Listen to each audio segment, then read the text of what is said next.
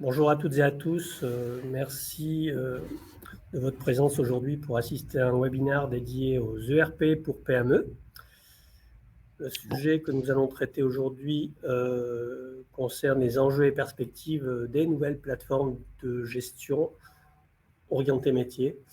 Il s'agit en particulier donc de parler des nouvelles plateformes de gestion. Nous aurons tout le temps pour développer ces propos. Nous attendons quelques instants l'arrivée d'éventuels retardataires.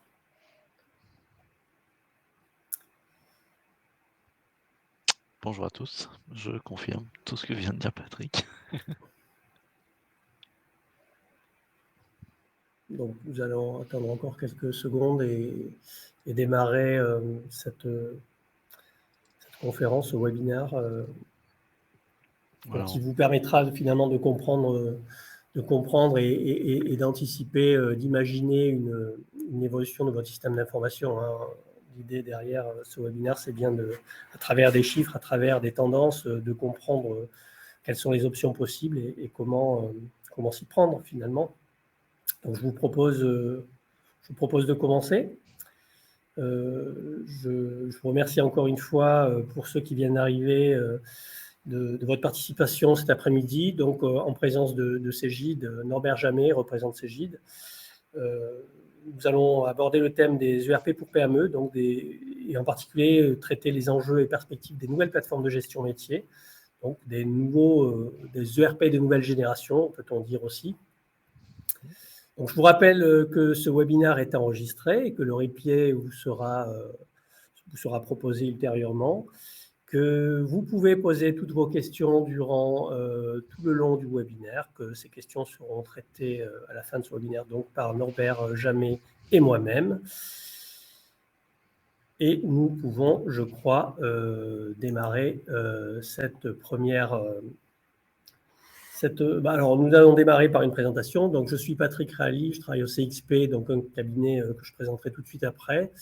Et je suis accompagné pour ce webinaire par Norbert Jamet, responsable produit, marketing produit ERP chez Cégide, qu'il présentera également. Bonjour Norbert. Bonjour à tous, effectivement, je confirme tout ce que vient de dire Patrick une nouvelle fois me concernant.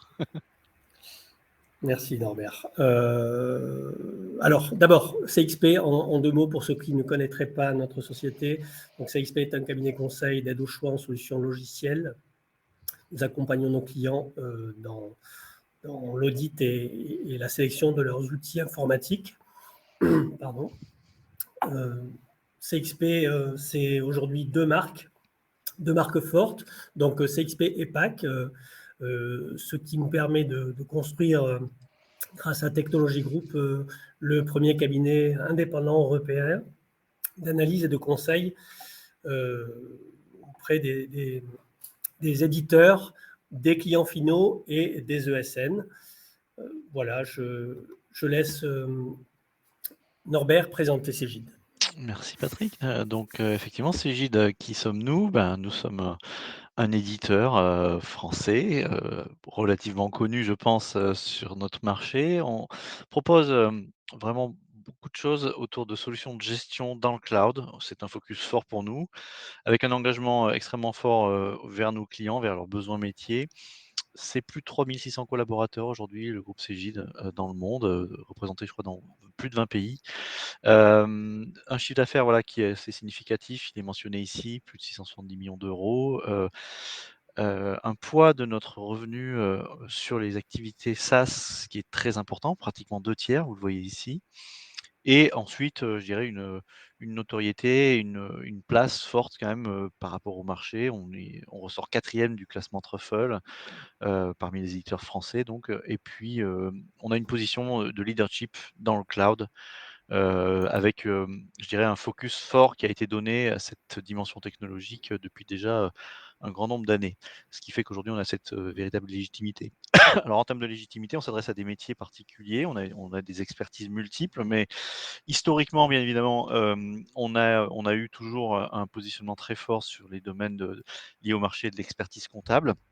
Et puis, on a ensuite développé des pôles d'expertise autour de ce socle, avec notamment une expertise très forte sur le domaine de la paye et de la gestion des talents, le retail également, la finance, les ERP, les outils de trésorerie, de fiscalité sont aussi un focus fort pour nous.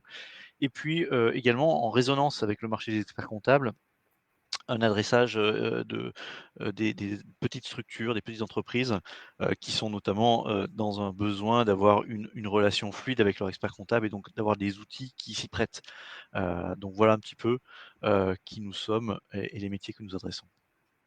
Merci Norbert, merci effectivement, je confirme aussi Cégide, donc CXP, on suit Cégide depuis de nombreuses années.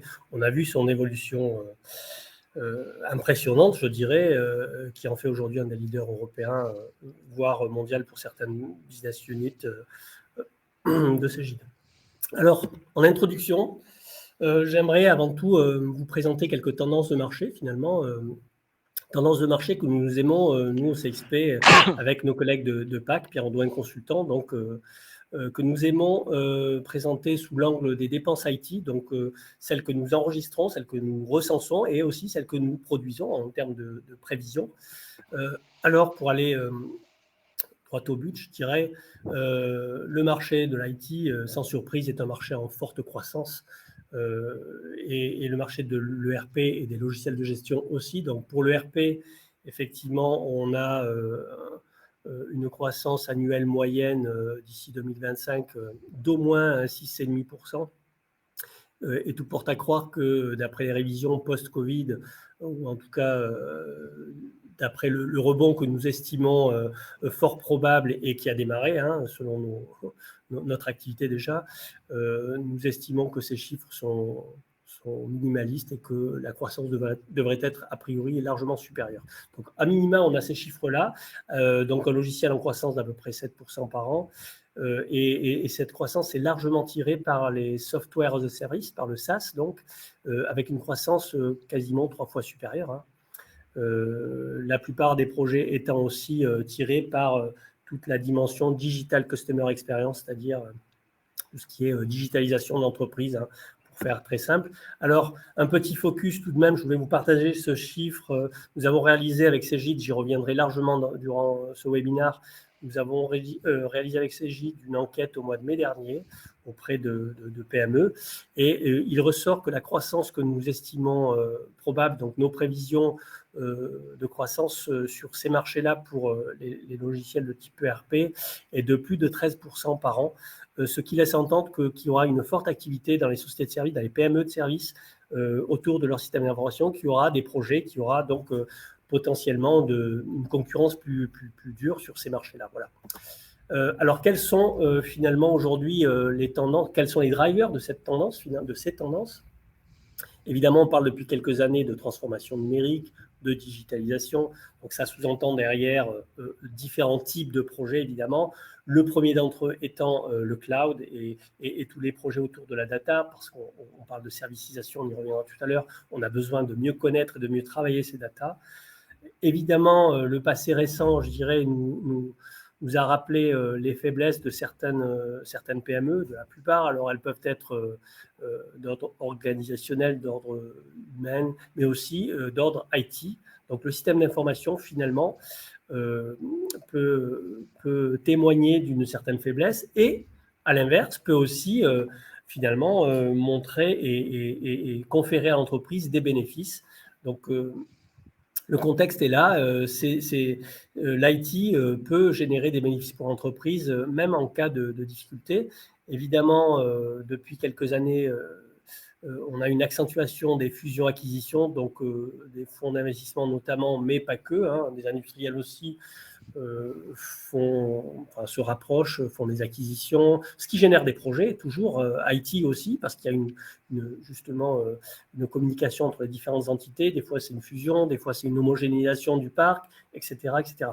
On a également dans les points, dans les drivers qui tirent cette croissance, l'annonce il y a quelques années déjà de la fin de support de quelques offres majeures du marché qui déclenchent de nouveaux projets parce que les entreprises, finalement, ETI ou PME, se disent quitte à revoir une solution, un ERP, autant consulter le marché et regarder plus large, parce qu'on peut profiter de nouvelles évolutions chez d'autres éditeurs, etc. etc. Évidemment, cette croissance, elle concerne également les éditeurs, les intégrateurs, avec une distribution, c'est vrai, qui tente à être de plus en plus indirecte, c'est-à-dire que les éditeurs logiciels fournissent des logiciels, justement, donc par exemple des ERP en l'occurrence, qui sont distribués par des intégrateurs et déployés par des intégrateurs qui apportent une valeur ajoutée métier, le plus souvent, mais pas que. Voilà ce que l'on peut finalement relater du contexte actuel. Je ne sais pas, Norbert, comment est-ce que chez Cegid, on perçoit ces tendances et est-ce que vous les partagez? Oui, merci Patrick. Ben écoute, ces chiffres sont assez conformes en fait avec ce qu'on observe et je trouve qu'ils sont assez révélateurs finalement de plusieurs choses. La première finalement, c'est que les entreprises aujourd'hui, elles subissent différentes pressions, notamment sur leurs dirigeants, hein, que ce soit des pressions d'ordre économique, avec notamment toute l'incertitude qui plane d'un point de vue conjoncturel, et la relative fragilité financière qu'on peut en découler, avec notamment, les risques, de continuité des opérations, liées à ces contraintes sanitaires qu'on a bien eu le temps d'observer depuis quelques mois. Il y a également une pression concurrentielle qui est toujours plus forte, notamment en lien avec les nouveaux comportements digitaux des clients, une exigence toujours plus forte en termes de vitesse, de réactivité et de qualité, la difficulté à se différencier de fait pour les entreprises et puis aussi l'émergence de nouveaux modèles d'affaires liés au digital et à la digitalisation du commerce. Et tout ça, ça crée finalement, une tension commerciale et concurrentielle supplémentaire. Et puis il y a une pression, également réglementaire, avec des évolutions, toujours plus rapides du contexte réglementaire, que ce soit à l'échelle, nationale, sur notre territoire français, mais aussi sous l'impulsion, de l'Union européenne. Donc tout ça, ça fait de la complexité, supplémentaire pour les dirigeants d'être en capacité d'intégrer ces nouveautés réglementaires et d'être toujours en conformité. Et en parallèle de ces différentes pressions que je viens de lister, il y a, du coup, une attente extrêmement forte liée aux technologies, qui ressort des entreprises. Parce que finalement, toutes ont entendu parler de cette transformation digitale qui est un terme un peu générique dans lequel on peut mettre un peu tout et n'importe quoi. Mais finalement, derrière ces technos, il y a une vraie attente en termes de gains de productivité. Il y a une vraie attente en termes de gains de compétitivité de fait, parce que le digital peut amener à repenser la manière dont on, interagit avec ses clients, peut aussi redéfinir finalement les offres, commerciales de services qu'on peut délivrer et donc ça peut être un vecteur de démarcation, de différenciation et je pense que les entreprises en ont conscience. Donc il y a cette attente autour de la compétitivité aussi liée, à ces capacités nouvelles qu'offrent, les technologies digitales et enfin il y a aussi, des attentes par rapport à la sécurité parce qu'aujourd'hui les entreprises sont plus que jamais exposées à des nouveaux risques auxquelles elles doivent faire face. On parle beaucoup de cybercriminalité, de phishing, d'outils qui vont, faire des ransomware et mettre en danger les datas de l'entreprise. Donc tout ça, en fait, aujourd'hui, elles doivent y faire face et souvent, ça passe par des outils. On va y revenir, je pense, dans ton propos, Patrick.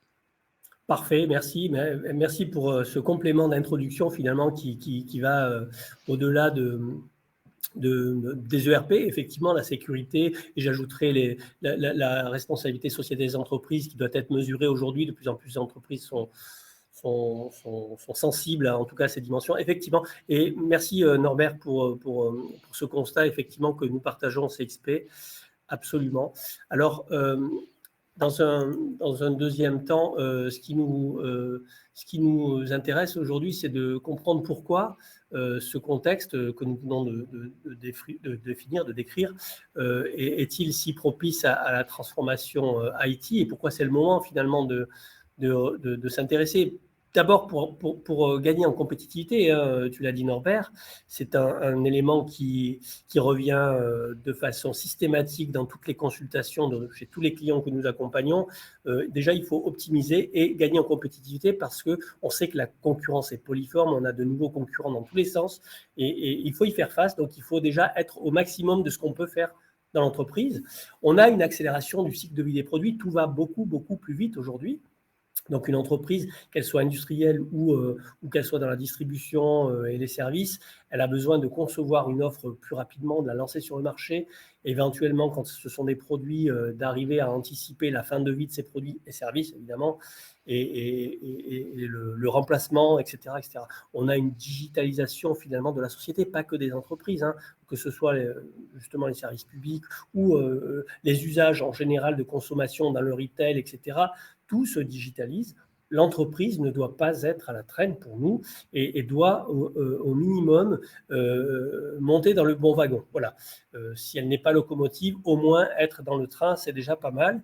Du coup, l'entreprise doit faire face à ces évolutions de la société, des utilisateurs, des habitudes de consommation, des demandes des consommateurs, tout simplement, hein. Et justement, le premier enseignement que l'on peut tirer de cette crise Covid, c'est aussi qu'il faut s'adapter face à toutes ces incertitudes, ce que tu disais Norbert très bien. Il faut être agile et il faut avoir un système d'information qui permet justement une continuité de l'activité et d'ajuster son offre en fonction de tous ces aléas. Les PME aujourd'hui sont-elles prêtes? C'est ce qu'on se demande, c'est ce qu'on a cherché finalement à comprendre à travers l'enquête que nous avons menée avec Cegid. Donc Cegid, CXP ont mené une enquête en mai 2021, il y a 2 mois, 3 mois, auprès de 400 PME françaises de 20 à 500 salariés dans les métiers du service.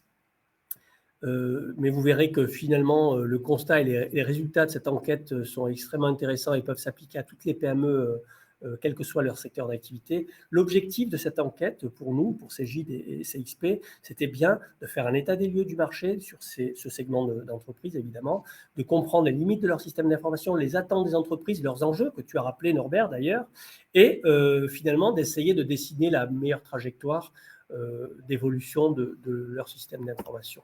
Alors très rapidement, les entreprises, si on devait regarder les profils des entreprises, on était dans les services logistiques, les field services, donc maintenance, etc.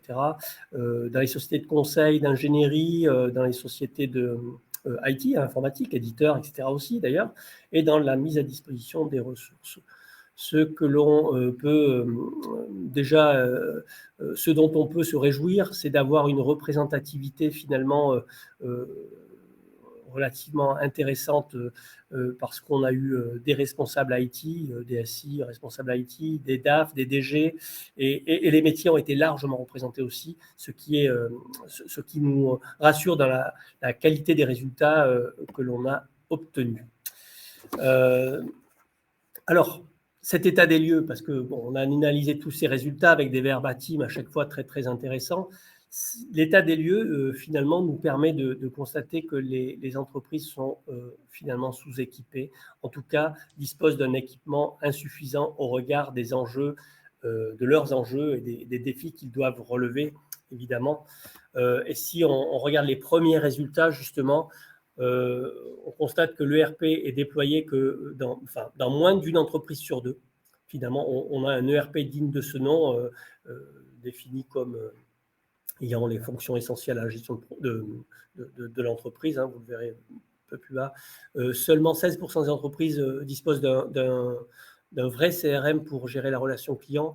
Et ce qui est peut-être encore plus surprenant, éloquent en tout cas, plus que surprenant, c'est que la gestion de projet, la gestion des temps, n'a été déployée, un outil spécialisé n'a été déployé que dans moins d'une entreprise sur 3. Et ça, c'est d'autant plus intéressant que finalement, la gestion de projet, gestion à l'affaire, caractérise en général les sociétés de services qui travaillent toutes en mode projet, justement. Et comment imaginer finalement qu'elles puissent être compétitives si elles n'ont pas les bons outils? C'est ça derrière les questions que nous nous posons finalement. Comment, si on a des systèmes qui sont par ailleurs dans d'autres enquêtes que nous menons, où nous connaissons l'âge approximatif du parc installé, donc un ERP en général dans les PME, il est déployé de 10 à 20 ans, hein, il a un âge de 10 à 20 ans. Donc comment envisager cette digitalisation de l'entreprise si on a des systèmes anciens, trop anciens quelquefois d'ailleurs, ou si finalement les entreprises sont sous-équipées ou continuent à fonctionner avec des outils type tableur qui qui ne sont pas suffisants en tout cas pour faire face aux leaders de son marché quelque part, hein. Voilà, donc ces questions sont intéressantes. Et donc là, c'est par secteur d'activité, hein, vous le verrez. De toute façon, je vous le rappelle, le document vous sera communiqué. Nous avons coécrit avec Cégide un e-book que vous pouvez demander à Cégide aussi d'ailleurs. Et vous pouvez poser toutes vos questions dans tous les cas, je vous le rappelle, durant ce webinaire. Alors, qu'est-ce qu'on apprend de ces résultats? On a vu des entreprises plutôt sous-équipées, etc. Ben, finalement, sans surprise, ces systèmes d'information présentent des contraintes et on entend par là que l'entreprise ne parvient pas à travailler correctement, hein. C'est bien comme ça qu'il faut l'entendre. Eh bien, sans surprise, là encore, et c'est le système d'information, généralement dans les entreprises, et a fortiori dans les PME, il se construit au fur et à mesure des années. Donc, on rajoute des couches techniques, on rajoute des couches logicielles. À la fin, peut-être que le système ne parvient pas à être suffisamment communicant, c'est-à-dire que toutes les applications ne communiquent pas forcément bien entre elles. C'est la première contrainte que nous constatons d'après cette enquête, en tout cas, ce que nous révèlent les 400 entreprises interrogées, c'est que c'est la première contrainte avec une sécurité, une fiabilité des données. Donc, Norbert en parlait tout à l'heure, il y a aussi la sécurité et la qualité des données liées à des applications multiples et du fait qu'elles ne communiquent pas bien ou insuffisamment, de façon insuffisante, chaque application détient une petite base de données. Donc, des applications, on les retrouve, les données, on les retrouve un petit peu dans toutes les applications. Est-on sûr de travailler sur la bonne donnée? Voilà, c'est vraiment des problèmes que l'on rencontre, nous, CXP, et nos consultants CXP rencontrent fréquemment, pour ne pas dire toujours, dans les entreprises dont les systèmes d'information commencent à dater. Voilà. Au-delà de ces premières informations, donc, pour nous, il ne s'agit pas d'avoir un classement des contraintes les plus fortes, hein. On a identifié les principales contraintes, c'est ce qu'on vous livre aussi à travers cette slide. On a des compétences techniques qui sont de plus en plus rares parce que finalement, lorsqu'on a un système qui date un peu, eh bien, on a en interne généralement quelqu'un, un responsable informatique, des développeurs qui sont là pour maintenir ces systèmes. Mais finalement, le système d'information vieillit, mais les gens aussi, finalement, malheureusement. Et du coup, ces ressources sont de plus en plus difficiles à trouver. Et tout le monde le sait, c'est très difficile de trouver aujourd'hui. Il y a un manque de compétences dans différents domaines, et en l'occurrence, au niveau technique. Donc, des compétences rares, c'est aussi un des freins, ce qui finalement favorise l'adoption de solutions externalisées, hein, où on externalise cette contrainte en tout cas. Et puis, pour terminer, les deux autres points que nous relevons systématiquement aujourd'hui aussi, notamment dans les PME, c'est une question de coût, de coût total de possession, hein, sur le long terme, et la nécessité de pouvoir travailler. Donc là, la crise l'a encore accentué, cette nécessité de pouvoir travailler à distance, de pouvoir continuer l'activité finalement en mobilité, de pouvoir interagir sur des processus potentiellement nouveaux, à distance, etc., etc. Alors, je ne sais pas, Norbert, j'ai envie de t'interroger aussi sur cette question-là. Cette slide, qu'est-ce qu'elle t'inspire? Est-ce que tu retrouves les contraintes que vous observez? Ouais, merci Patrick. Bah écoute, je suis assez aligné avec tout ce qui est indiqué ici. C'est-à-dire que je trouve que c'est finalement assez cohérent, les principaux écueils en fait qui remontent là. Moi je fais un rapprochement assez naturel finalement entre ce qu'on observe là et une appréhension peut-être assez, entre guillemets «traditionnelle» du système d'information, c'est-à-dire plutôt avec une logique de déploiement local sur des infrastructures dans l'entreprise. Et donc ça génère plein de problèmes en fait. C'est l'effet, domino comme on dit. Ça traduit, déjà des contraintes d'opérabilité parce que souvent on est sur un équipement qui est constitué d'un empilage de plein d'applications qu'on a intégrées au fil de l'eau, avec souvent un effort d'interfaçage qui a été fait avec plus ou moins de réussite et donc tout ça au fil du temps. Donc tout ça, ça amène derrière à des contraintes de sécurité, des risques en tout cas, en termes de sécurité, parce que les données qui sont véhiculées, est-ce qu'elles sont bien gérées? Est-ce qu'il y a bien une cohérence d'ensemble qui est assurée? C'est pas toujours le cas. Donc ça pose des problèmes ensuite, d'administration de tout ça, avec des compétences techniques, qui sont effectivement pas toujours facilement accessibles pour certaines entreprises et en particulier là quand on parle aux PME. Et donc tout ça finalement ça a un coût. Ça a un coût important, et on rejoint ton point sur le coût de possession, sans compter en plus que souvent, on est face à des entreprises qui ont, une majorité d'applications qui sont déployées localement et qui n'autorisent pas ou très difficilement des usages en mobilité, qui sont quand même un besoin fort aujourd'hui des utilisateurs. Et ça parce que, ben, déjà, c'est pas des solutions qui ont été conçues dès l'origine pour pouvoir autoriser ces types d'usages et que par ailleurs, si on veut compenser en mettant des surcouches type Citrix ou autre, ça, requiert des architectures, des infrastructures toujours plus complexes à administrer et avec toujours cette difficulté à avoir ces compétences en interne pour, administrer tout Mm. ça.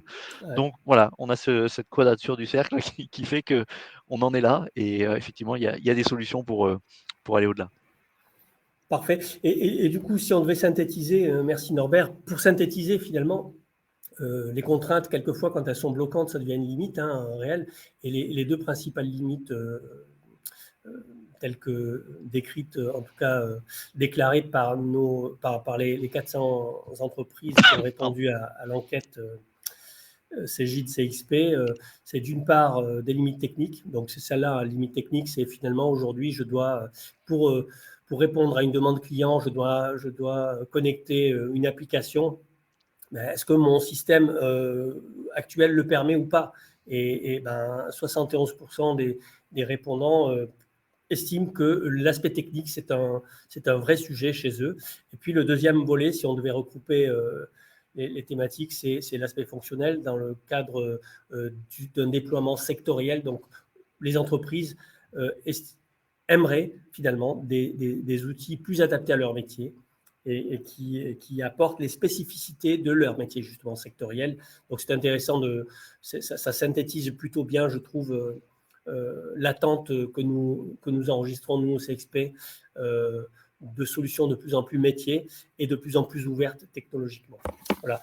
Alors, on a vu, ce sont des systèmes généralement dans les PME, des systèmes généralement, hein, bien sûr, on doit parler sur l'effet masse, généralement anciens, et souvent les PME sont sous-équipées. Pour autant, elles reconnaissent la valeur ajoutée, les bénéfices des systèmes d'information, à en croire ces quelques résultats. Donc, pour ces entreprises, les ERP améliorent la gestion du pilotage au quotidien et des indicateurs de performance, hein, pour les trois quarts, en tout cas plus des trois quarts même, améliore la relation client, l'ERP améliore la relation client, l'ERP contribue aux performances de l'entreprise, là encore, je vous laisse regarder les chiffres, on est aux trois quarts, donc 3 entreprises sur 4 le pensent en tout cas, et l'ERP contribue à la transformation numérique. Donc, l'ERP reste important dans l'entreprise, voire très important, hein, à en croire ces résultats. Et reste important pour justement répondre aux enjeux des PME. Hein, et c'était un des volets de notre questionnaire et de notre enquête. Hein. Finalement, quels sont vos enjeux, vous, PME, et quelles sont vos priorités? Alors là encore, c'est très intéressant de voir comment le P de ERP, justement, c'est la planification. Et ça arrive en première position, mais encore une fois, peu importe les positions, ce qui est important, c'est d'avoir les items. Pour nous, on voulait vous présenter ces items. Donc, mieux planifier l'activité, c'est vraiment ce qui motive le plus les entreprises et ce qui les incite finalement à prévoir des budgets, même pour se doter d'outils permettant d'améliorer cette planification de l'activité. Alors, planifier l'activité, c'est planifier les ressources, planifier les tâches, planifier en général tout ce qui a trait à l'entreprise. On a alors évidemment, c'est vrai dans les services, mais dans toutes les entreprises, l'amélioration des marges, et c'est directement lié à la planification de l'activité. On a une meilleure collaboration aussi, ça va dans le sens de l'histoire. L'entreprise aujourd'hui n'est plus à considérer dans les 4 murs justement, mais plutôt dans le cadre de son écosystème. On parle d'entreprise étendue aujourd'hui, et il faut pouvoir communiquer facilement, y compris en termes de système d'information, avec les sous-traitants, les fournisseurs, les clients, les partenaires, etc., etc. Donc les systèmes sont plus ouverts technologiquement, permettant une meilleure communication, et c'est vraiment les enjeux tels que nous les enregistrons. Évidemment, on parle d'enjeux sous l'angle IT, hein, et opérationnel IT. Là, pareil, Norbert, je voulais savoir une réaction, voilà, qu'est-ce que tu penses de... Bah, écoute, merci Patrick pour la perche. Je trouve que finalement, ces enjeux et priorités que nous ont répondu les entreprises de services que nous avons sondées dans le cadre de l'étude que nous avons bâtie ensemble, elles sont assez alignées avec finalement les grandes tendances marché qu'on observe. Là, c'est contextualisé aux entreprises de services. On retrouve bien le besoin d'avoir une vraie dimension métier dans la solution cible. Ici, ça se traduit particulièrement, je trouve, avec cette notion de planifier l'activité, où on sait que c'est le nerf de la guerre pour les entreprises de services d'avoir une planification au cordeau, si possible directement intégrée dans l'outil, je dirais global ERP, qui permettra de gérer ensuite les facturations qui en découlent, parce qu'on sait que dans trop souvent de cas sur des entreprises de services, on a d'un côté l'outil de facturation et puis de l'autre un planning qui est suivi sous Excel ou dans des outils qui sont décorrélés finalement du reste du système d'information. Donc là, on est vraiment dans une logique de quête d'efficacité tout en intégrant la dimension métier. Et ça rejoint cette volonté d'avoir des marges opérationnelles qui sont améliorées. Il y a aussi cette nouvelle tendance autour de la mobilité et finalement de la collaboration qui ressort aussi. C'est très lié au digital tout ça. C'est comment le digital fait que demain on est plus efficace opérationnellement encore une fois. Encore, je reviens, hein, on est sur des activités de service avec des prestataires donc qui sont sur le terrain, qui vont prester ça et là. Et c'est clair qu'avoir eh bien, une extension du système d'information dans la poche avec le smartphone ou dans une tablette, bah, c'est clair que pour les opérationnels, c'est un gain de productivité énorme et donc ça rejoint une efficacité opérationnelle à la clé et en bout de chaîne, finalement, une satisfaction chez les clients parce que un client, quand on est plus réactif, qu'on délivre mieux la prestation attendue, ben, en général, il est content et donc c'est complètement cohérent et dans l'air du temps, tout ce qui ressort ici. Merci Norbert. C'est intéressant aussi d'avoir la vision d'un éditeur leader en France et vous connaissez bien chez Cegid justement les PME et les ETI d'ailleurs aussi. Donc finalement, on a compris que les systèmes d'information sont souvent le parent pauvre de l'entreprise, en tout cas dans les PME. On a des contraintes et des limites, altérant en tout cas la compétitivité et la productivité des entreprises, les performances globalement des PME. On a compris quels étaient les enjeux finalement. Et alors, comment il faut faire aujourd'hui? C'est ça la question. Comment il faut faire aujourd'hui quand on est une PME? Quelles sont les questions et comment se préparer? Quelle trajectoire? Donc, finalement, on a posé cette question aussi aux entreprises. Et là, c'est très, très intéressant. Alors là, pour le coup, les résultats ne sont pas exactement identiques à ceux que nous enregistrons habituellement, puisque quand on pose la question aux PME, quelles sont les principales actions envisagées dans les 12 mois, une entreprise sur 3 dit qu'elle prévoit de déployer un ERP ou un logiciel de type ERP. Ça, c'est au-dessus de ce qu'on enregistre habituellement, où on est en général entre 15 et 20% au mieux. Hein. Donc là, c'est dire que, alors, dans les services, peut-être a fortiori, on a besoin on a compris, enfin c'est peut-être une prise de conscience aussi qui est traduite par ce chiffre, hein, on a compris qu'on avait besoin de se doter d'outils plus performants. C'est peut-être aussi le fruit de la transformation numérique qui s'est répandue dans tous les métiers, dans toute la société, qui fait qu'aujourd'hui, on a plus facilement envie de changer de RP.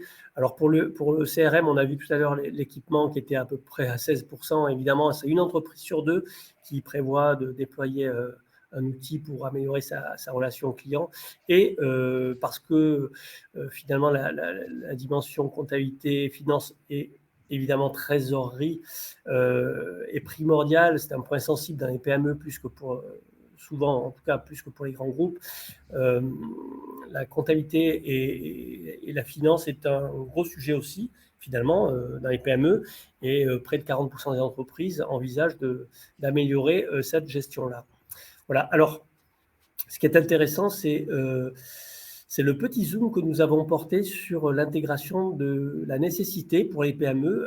On leur a demandé, est-ce utile pour vous d'intégrer des ressources externes dans vos métiers? Avez-vous besoin de donner l'accès au système d'information à des ressources externes qui ne font pas partie de votre entreprise? Et regardez les chiffres, c'est assez éloquent là encore, c'est 80% en moyenne, 80% des entreprises estiment qu'elles ont besoin de ressources externes et qu'elles aimeraient donner un accès à à leurs ressources externes, qui peuvent être donc des clients ou des sous-traitants, des freelances, etc. C'est quand même assez important. Là, Norbert, je voulais aussi entendre la position de Cégide par rapport à ça. Comment vous percevez cette information? Bien, merci Patrick. Déjà, la première chose, c'est qu'on voit en fait dans ces chiffres, les premiers déjà, que l'évolution du système d'information, ça reste quand même un enjeu important pour les entreprises et notamment dans la perspective de pouvoir dynamiser l'activité et d'accompagner le développement de l'entreprise. Alors avec différentes approches, soit on bascule directement sur un ERP, soit on rajoute une brique, que ce soit du CRM ou on rénove la dimension gestion comptable et financière. En tout cas, on voit bien que le système d'information est quand même le point névralgique d'un levier pour je dirais, franchir un cap et vraiment accompagner la croissance de l'entreprise. Ensuite, sur le deuxième sujet, sur la dimension d'avoir recours à des prestataires externes ou à des ressources externes dans l'entreprise, c'est assez révélateur d'un marché des entreprises de services qui aujourd'hui sont aussi confrontées à une difficulté, à une sorte de pénurie de certains types de talents. On sait qu'il y a notamment tout un ensemble de nouvelles compétences qui sont assez rares et qui correspondent aussi à des nouveaux métiers, à des nouveaux besoins, notamment autour du digital, qui sont souvent incarnés par les nouvelles générations qui entrent aujourd'hui dans le marché du travail et qui ont ces expertises-là qui sont assez peu répandues. Et il se trouve que d'un point de vue générationnel, on est aussi face à des profils qui sont plutôt appétents à appréhender la relation au travail de manière différente à ce que pouvaient le faire les générations précédentes. Et donc, on retrouve beaucoup de freelance, notamment, dans ces générations-là. Donc, au final, ce qu'on constate, c'est qu'il y a beaucoup d'entreprises de services qui ont besoin d'aller chercher de la ressource externe pour opérer leurs services. Et ça, finalement, ça met en perspective au niveau des systèmes d'information, la capacité à les prendre en compte, en fait. Ces collaborateurs externes qui sont absolument pas appréhendés par défaut. Alors, c'est vrai qu'aujourd'hui, avec le digital, bien, on a de nouvelles capacités qui permettent voilà, de regarder d'un autre œil ces cas d'utilisation. Quelque part, c'est cette nouvelle demande. Et en particulier avec des solutions dans le cloud, on y reviendra tout à l'heure, eh bien c'est tout à fait facile et possible de fait eh bien, de créer des comptes d'utilisateurs auprès de prestataires, de collaborateurs externes finalement, et de les intégrer directement dans les processus opérationnels de l'entreprise. Et là, on a un vrai levier d'efficacité, puisque finalement, on va pouvoir, dans l'organisation, considérer ces ressources presque comme des ressources internes, et donc on gagne énormément en efficacité. Donc tout ça, c'est possible aujourd'hui. Voilà. Merci Norbert. Alors effectivement, par rapport aux compétences, au renouvellement générationnel, etc., c'est très intéressant ce que tu dis. Et d'ailleurs, j'aimerais faire une petite parenthèse sur ce sujet, puisque effectivement, nous observons que quels que soient les métiers, finalement, et les métiers de l'entreprise elle-même, hein, on a aujourd'hui un besoin fort de fidéliser ces compétences, déjà de les recruter, et puis de les fidéliser. Et en ce sens, le système d'information a un rôle à jouer, un rôle important, je dirais, à jouer, parce que ces ressources rares veillent à leur employabilité, elles aussi. Et donc, elles ont tout intérêt à à intégrer des structures. Alors, les intégrer soit directement, soit indirectement via un accès externe. Mais en tout cas, elles ont tout intérêt à mettre à leur actif des compétences en nouveaux systèmes d'information. Et elles sauront le valoriser. Et c'est donc un élément ultra important pour une entreprise, pour une PME, que d'être attractive, même sur le plan de son système d'information. Voilà. Donc, je voulais juste faire cette parenthèse parce que ça nous paraît important aujourd'hui. Euh, nous le constatons. Donc, on a une concentration des acteurs, on l'a dit tout à l'heure. On a certains standards technologiques qui s'imposent. Et c'est vrai que les ressources, notamment les nouvelles générations de consultants, de collaborateurs, ils sont sensibles. Voilà. Donc c'était une petite parenthèse, mais en tout cas, merci pour ton retour, Norbert. Et finalement, donc on a fait un constat aujourd'hui. Les entreprises, lorsqu'elles doivent choisir, donc on a vu qu'elles sont un tiers à vouloir déployer un ERP, presque la moitié à vouloir déployer un CRM. Et comment est-ce qu'on choisit un système d'information? Au-delà de l'aspect attractivité pour l'employabilité des collaborateurs, donc ils vont vouloir travailler sur des bons systèmes d'information récents, modernes, etc., etc. Quels sont les critères? Eh bien, l'adéquation fonctionnelle reste un critère majeur, évidemment. L'ouverture technologique, ce sont finalement les limites qu'on voyait, hein, par effet miroir, c'est ce qu'on peut revoir aussi ici, hein, du métier, une ouverture technologique, donc il faut pouvoir coller aux standards techno du moment, c'est ça que ça veut dire, et puis un modèle économique attractif parce que la dimension budgétaire reste quand même toujours importante. Voilà ce que pour nous, nous percevons comme les fondations pour une transformation progressive. Pourquoi progressive? Simplement parce que nous estimons qu'aujourd'hui, à l'instar de ce que proposent les éditeurs avec leurs solutions SaaS, des évolutions au fil de l'eau, nous estimons que les entreprises, et a fortiori les PME, préfèrent une évolution douce, sans pic d'activité, parce qu'elles ne savent pas toujours l'absorber, ce pic d'activité, parce qu'elles n'ont pas les ressources à mettre en face pour déployer, etc. etc. Donc, la dimension progressive de l'évolution et de la transformation est importante selon nous.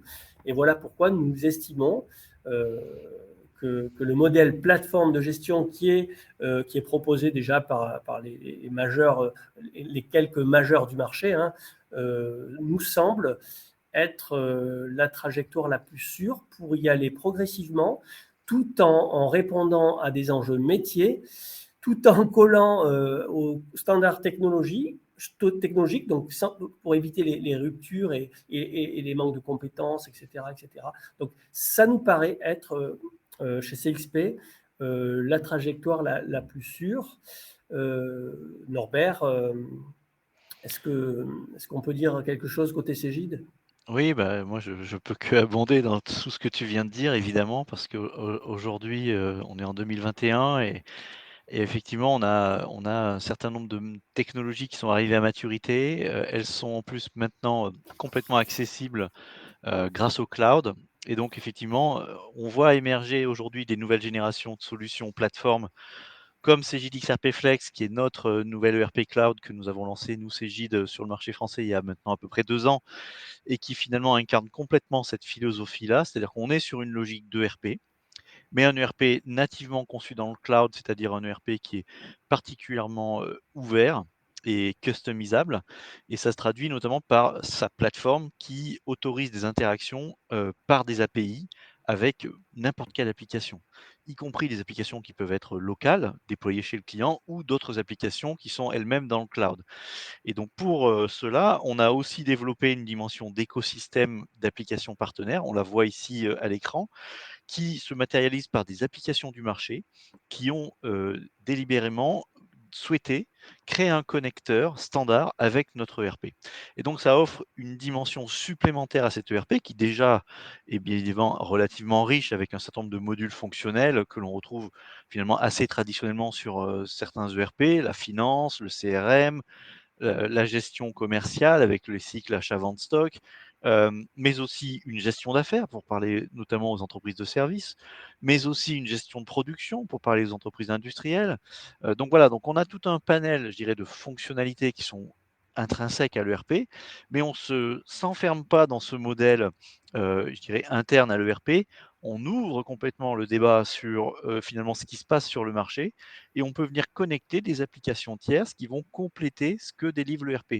Et donc, à un moment donné, si parce que le métier d'entreprise, il correspond mieux à telle ou telle solution, métier qui existe, eh bien, on va privilégier de satisfaire ce besoin, cette demande du client en maintenant cette application métier et en privilégiant plutôt de la connecter avec le reste de l'ERP pour finalement constituer un système d'information qui soit cohérent dans son ensemble et communicant.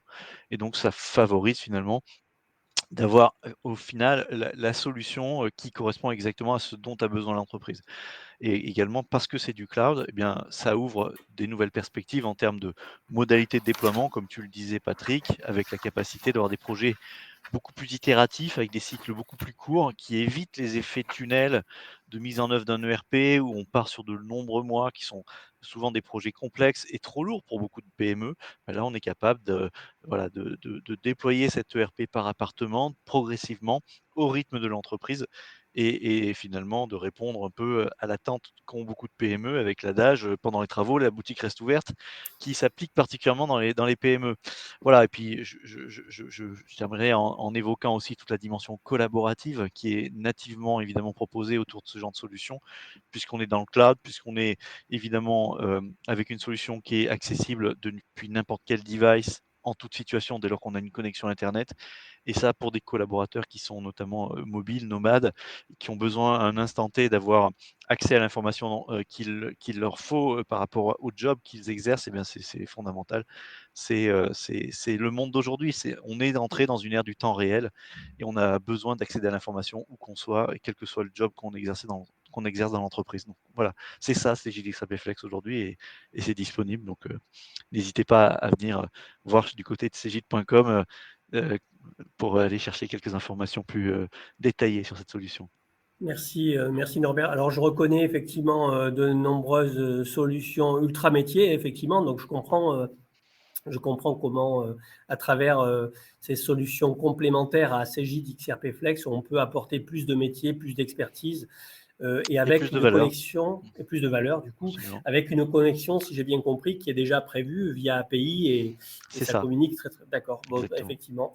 Merci Norbert pour cette très belle présentation. Alors, bon, moi, je connais XRP Flex depuis un moment. Alors, si on devait synthétiser, parce que il faut quand même faire un bilan de tout ça. Évidemment, vous pouvez toujours poser vos questions. Il vous reste quelques instants pour poser vos questions à Norbert ou à moi-même. On a vu un contexte du coup qui est plutôt propice à la transformation, avec une forte propension des entreprises à saisir la balle au bon, la balle de la transformation numérique justement, de la transformation de la société. Un contexte avec des enjeux de plus en plus pointus, avec une accélération des produits et services, etc. On a vu que les PME, finalement, pour faire face à ce contexte, sont peut-être sous-équipées et en tout cas, l'équipement IT constitue pour nous un point de vigilance. On a vu qu'au regard des enjeux de ces entreprises, des enjeux opérationnels IT, des besoins qu'elles expriment, en tout cas, que ce soit à travers de cette enquête ou au quotidien, lorsque nos consultants interrogent nos prospects et clients, eh bien, les enjeux sont plutôt relevés et il faut vraiment se doter d'outils capables de relever ces derniers pour avoir une chance de s'en sortir parce que la concurrence est de plus en plus sévère. Et on a vu que finalement la trajectoire, c'est peut-être une plateforme de gestion, donc d'où le titre de ces webinars, une plateforme de gestion capable d'apporter du métier, capable d'apporter de la flexibilité, de la souplesse, capable d'évoluer dans le temps finalement sans requérir au sein de l'entreprise des compétences dont on a besoin finalement dans l'année que ponctuellement, hein, donc on externalise. Voilà ce qu'on a pu traiter à travers ce webinaire. Donc là, je pense, sauf si Norbert, tu veux un mot de la fin, je pense on peut demander justement s'il y a des questions. Alors, je vais prendre quelques questions. Ouais. Du coup, je vois qu'il y en a quelques-unes qui se sont affichées. Alors, je vous demande un instant. Alors, d'abord, la première, c'est dans quel cloud est disponible votre solution? Alors, je vais répondre à cette question. Donc, Ouais, c'est pour la vous. solution CGX Flex, est hébergée en fait sur la plateforme, Microsoft Azure, mais France. Alors ça, c'était un critère important pour Ah, nous, pour ouais. déterminer le partenaire que nous souhaitions, activer autour de cette offre. Et donc, ce sont bien les données qui sont hébergées en France et sur lesquelles d'ailleurs, ce sont les équipes Cegid qui opèrent, nos plateformes. Donc, toute la partie exploitation est, drivée par les équipes Cegid. Donc on a une totale maîtrise des plateformes cloud, qui sont donc sur cette plateforme Azure, mais en France et opérées par Cegid. Azure France. Merci Norbert, je vais en prendre une autre. Bon, j'espère que ça répond à votre question. Alors c'est une question double. Ah, Moi, mais alors, avez-vous ouais, avez-vous des clients existants de CJ XRP Flex? alors oui. Et, et Ah, deuxième enfin, un petit tiré, ouais, euh, quels, quels sont vos cibles de clients? Enfin, alors quels sont les clients cibles? Voilà. ok. Alors oui, on a des clients, c'est une bonne nouvelle. Alors c'est un ERP, je l'ai dit, qu'on a lancé il y a 2 ans à peu près sur le marché français, donc on est encore, sur un produit qui est relativement jeune. Mais cela étant, on a eu, un succès, important au niveau du marché puisqu'aujourd'hui on a dépassé la barre des 150 clients et on espère bien atteindre, celle des 200 avant la fin d'année. Sur une cible de clients qui est plutôt des entreprises, de taille, PME à entreprises ce qu'on appelle le mid-market, c'est-à-dire des entreprises qui sont des PME assez structurées, qui sont peut-être pas encore des ETI, mais déjà des belles entreprises. Donc si on devait donner un intervalle, de taille d'entreprise par effectif, ce qui reste quand même une cote mal taillée, mais ça permettrait de dire que voilà, on a des clients qui, démarrent à peu près un peu en dessous de 50 collaborateurs et jusqu'à, environ 500 collaborateurs pour les plus grosses structures. Voilà un petit peu la target en termes de profil de client. D'accord. Et type de client, type, alors j'entends métier peut-être, je sais pas, Alors oui, on a plusieurs, profils de clients. Il y a des clients qui utilisent notre ERP, pour ses fonctions, je dirais plus, back office et qui sont, un peu horizontales et génériques, quel que soit le métier.